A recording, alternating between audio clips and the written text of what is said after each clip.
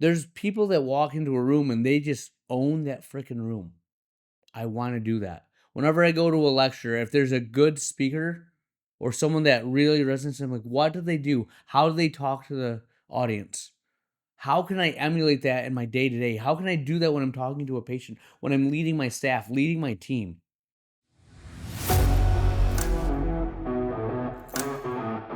All right, my friends, the Ultimate OD podcast. This is a sentimental episode. All the people that helped me get to where I'm at, we as leaders of our offices, as the CEOs of our practice, have a responsibility. I'll talk about that in the episode.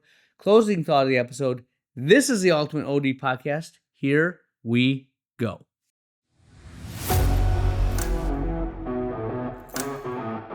All right, my friends, the Ultimate OD podcast. Thanks for the likes, listens. Thank you for all of the emails.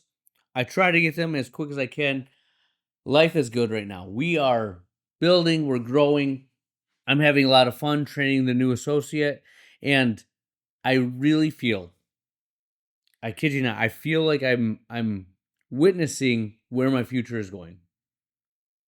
I love seeing patients. This is really cool. By training the new associate, trying to give him wisdom and insight to do what I do. He'll come into the exam room and see me do just what I think is casual and easy and my daily routine. And he's like, whoa, it's going to take me a while to be that conversational, to do an exam without thinking so much. I'm like, oh, I've been doing this for 15 years. It makes sense. But I realized why I love comprehensive eye exams. I love my dry eye TFLs, but they take energy, they take effort, they take thinking, right? But when I'm in the comprehensive exam, it's so back of my hand. I've been doing it so routinely, literally for 15 years, that I go in there and I just chew the fat. I love talking to people. And it's fun. It's like that. It makes sense. I never understood, because if I do too many in a day, and I'm talking like, 20, it gets a little redundant, a little tiring. There's a certain patient base that I really enjoy talking to. Nothing against younger patients, but adults, college students that are trying to figure themselves out. Like, I like that conversation, but the youth, high school kids, conversation's a little lacking, right? But I love that aspect. I also have loved bringing on the new student who's now a doctor and getting him ready to go live. Everything he's trained for. I don't know if I'm to the point where I'd like a fourth year extern. I think I'd love training a resident, but I like the doctor coming out and being like, "Let's go, man." As long as they align with me. So I have a criteria now. I know who I work well with. I love ambition and people that want to be great. People that have almost like a unquantifiable belief in themselves. Like, regardless of what's happening around them, they think they're going to succeed. My first associate has had moments of doubt. I'm sure we've talked, and there's times when like, man, I don't know, but to a T, she's an amazing dry eye doctor, and she was never in an environment to do what we're doing here, but she knew she was going to be great at it, and she is. This new doctor that I have coming on, it's really early, like a week or two in, but despite being fresh out, he thinks he's going to be great. I tend to agree. That's why I hired him. Like, when I looked at every other person that I interviewed, that was the one thing that stood out, is his belief in himself. And that's kind of where I come from. That's me, right? For both the doctors, there's a sense of like, I've never ran a practice. I never was a leader, but I knew I was going to find a way to make it happen. If people bet on me, I was going to sell out, and I was going to go. So you give me around a person like that, and I will teach them till I'm blue in the face.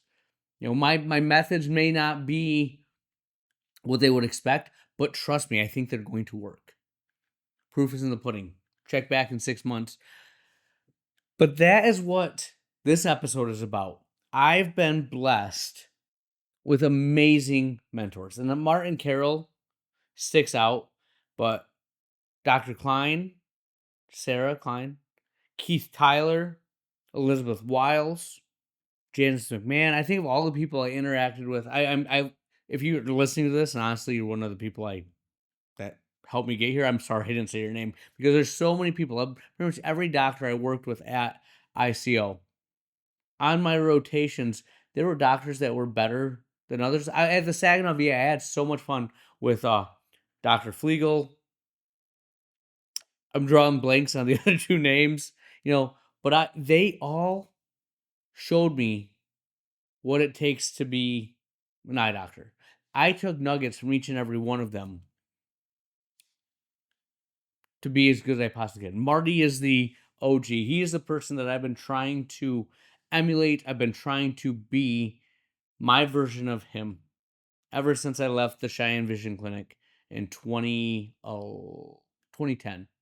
And I'm finally to a point where I think I'm doing that. And the thing that I'll leave you with this is that, not leave you with this, start off with this concept, is that the greatest mentors that you'll have don't stay with you forever, but their lessons do.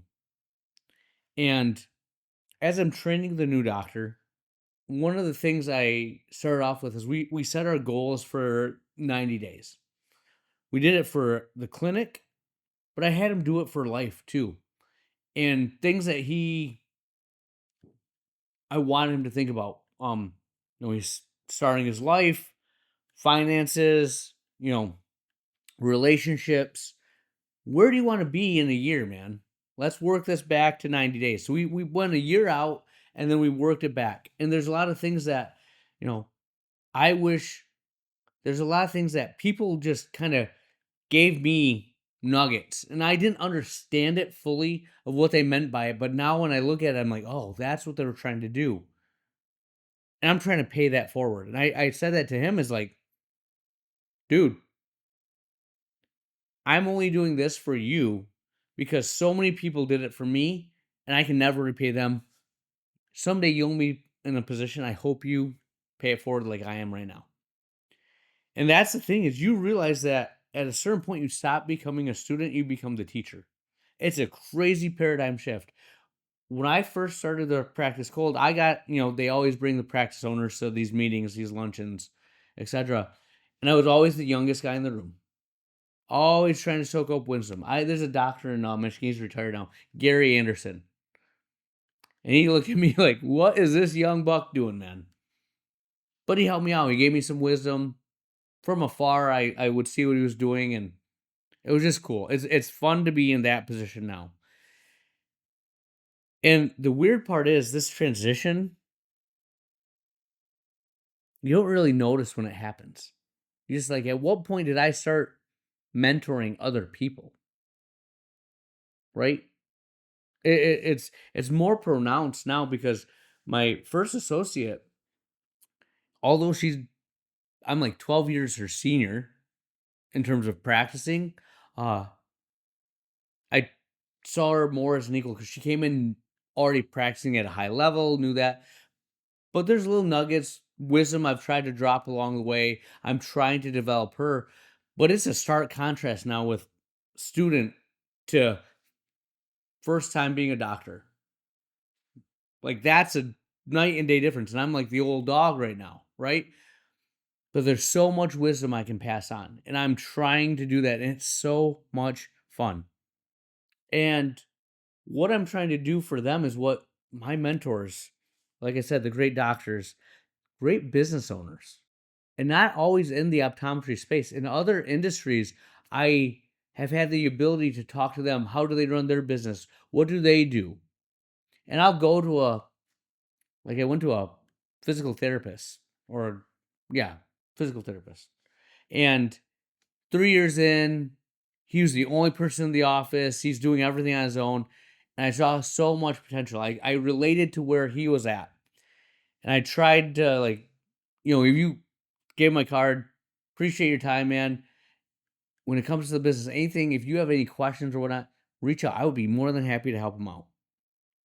Friends, my group and my mastermind.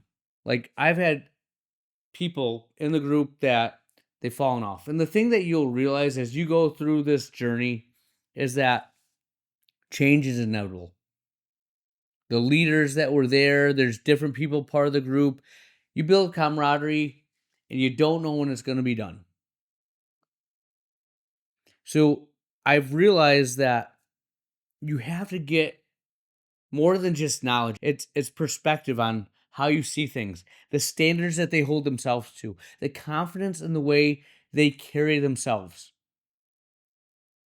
There's people that walk into a room and they just own that freaking room. I want to do that. Whenever I go to a lecture, if there's a good speaker or someone that really resonates, I'm like, what do they do? How do they talk to the audience? How can I emulate that in my day to day? How can I do that when I'm talking to a patient, when I'm leading my staff, leading my team? Belief in themselves, even their vulnerability. I think that I've been reading a lot of memoirs of whether it's runners, athletes, business owners. I love hearing their true beliefs because to a T, every single one of them has had moments when they're like, am I going to be able to do this? Where do I go from here? They thought it was over, but they keep showing up. And I talked to one of my best friends, the most successful person I know, and he's like, most days, man, I wake up and I'm like, still think I'm a failure. And I'm like, I get it. I feel that too. But they still believe. They keep doing because we don't know how to stop. And I love that. And you don't appreciate those lessons until years later because it takes years for the value to manifest itself. It's a experience that you're going through or perspective change that you go through, a maturation process. I'm like, I get that now. I see why they kept pushing me and holding me to the standard because at the time in my life that they were talking to me, it didn't really apply. But now that I have 4 kids, a wife, a house, mortgage, those things matter. Or people that are just 2 steps ahead of me and they see me wandering down the same path and they're not saying, no, don't do that. But have you considered this? Which I usually haven't. I'm like, oh, let me think about that. And that's the thing about mentorship. You don't realize it, but we're always looking at the people ahead of us, but it's the people that you're trying to bring to where you're at is when you realize the lessons that those people ahead of you taught you. When you can convey it, when you can express it to someone else that's maybe a step behind you, or in this case, someone that's just starting out, you realize how far you've come and why you are the way you are and what the other doctors have taught you. I never understood when Marty came into the exam room and I'm like, look at the CDs. You said they were 0.5, they're 0.3s. What's up, man? And he's like, he's just talking to the patient. So confident in what he's doing. Like, I'm like, how is this guy that good of a doctor? And I get it now. Like, it's the details. Like, I get the 0.3, 0.5. Like, don't take that out of context. But it's connecting with the patient. That's what's going to make you different, extraordinary. Because most doctors don't do that. And I'm talking not just optometrists, medical doctors, dentists, chiropractors, and out not connecting. If you can do that, you're an N of one. And the thing that I've noticed in this journey of mine is that every mentor has a season. Sometimes it's months, sometimes it's years, but rarely is it forever. And I get choked up thinking about some of the things because Marty, love the guy to death, man. Love him to death. And those first 8 years, I talk to him a lot more or whatnot. Now it's, we'll still text each other, but it's not the same. The season's passed a little bit. And I get it. He has 4 or 5 new students every single quarter. So many people he's touched and made a difference. And we don't see each other at meetings. We're going separate ways. It's different. But I'll never forget him. Mentors at P3. I have people in my group that, for whatever reason, went a different way or they're going this and they're gone now. And I know it's just part of the thing, and it sucks because they're like, oh, I hope they know how much I appreciated them. Or I hope I impacted them as much as they impacted me. But they're never forever. And you're not going to know when the season starts. Rarely, you just, oh, you see them and then you see them again. And then you text them and you have a communication, here or there. You help each other at a conference. Explain things. Give them a little bit of reassurance. Whatever it is. You know how these things are. And then it ends. That text, the last text it is, you don't know it's the last text until you look and you scroll through and you're like, man, I haven't talked to them in a couple months, years, decades. People that I went to school with from ICO had an impact, helped me get there, just were a year ahead of me. And to take me under the wing and show me the things that they had learned. Pat, Casey Bartz, Michelle, forget her last name right now, because she got married. Forget what it was. But here we are. But what I'm saying is, and my colleagues, the people I graduated with, I have 4 guys that were on text chain. That's pretty cool. Other guys that are in and out, you know what I mean? But you never really know. Like one of my boys that I talk to all the time, never would have thought, 15 years later, we're still hanging out, talking like part of each other's lives. It's just how these things go, man. But what you need to know, and this is as a CEO or people you're mentoring, is make the most of the time that you have. Learn as much as you can. Give as much as you can. Then one day that mentor leaves, retires, moves on, or life just changes, but the lessons that you learned will still be there. I'll never forget that. Like one of the best things that Julie Helmus told me, she's a leader of my P3 group, was that be the boss that you'd want to work for. If you were in their position, what would you want? And make their life as good as possibly can be. Because those are the doctors that stay. And now that I'm teaching someone else, I'm passing on the lessons, the mistakes, the experience. The knowledge, the lesson isn't meant to stop with me. Isn't meant to stop with you. Pass that stuff on. And that goes back into what I was talking about last episode, how wisdom is one of those things that can compound, can get better. We all, to some extent or another, are standing on the shoulders of giants. We wouldn't be here without the people that forged the path, that believed in us, that gave us that positive word of encouragement. And that's the thing about being a leader, is that every leader will reach a point where you stop consuming knowledge and you start multiplying it. That's where coaching happens. And that's why I love it. It's the highest level of learning, in my mind, is teaching. It forces clarity, reflection, growth. Do you really understand it? When the student becomes the teacher, and the teacher invariably will become the student again, because you're learning how to convey the lessons. The things that you do inherently that you don't think about, you have to put into words. You have to quantify. And that's what great leaders do. The superstar optometrist isn't always a great leader because they can't make that transition. We, as leaders of our office that hire staff, that hire associate doctors, have got to be the best possible teacher that is still learning, if that makes any sense at all to you.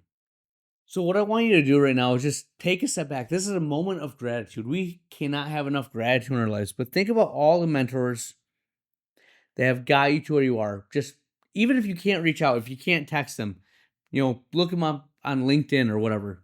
Just Acknowledge them, because that is meaningful.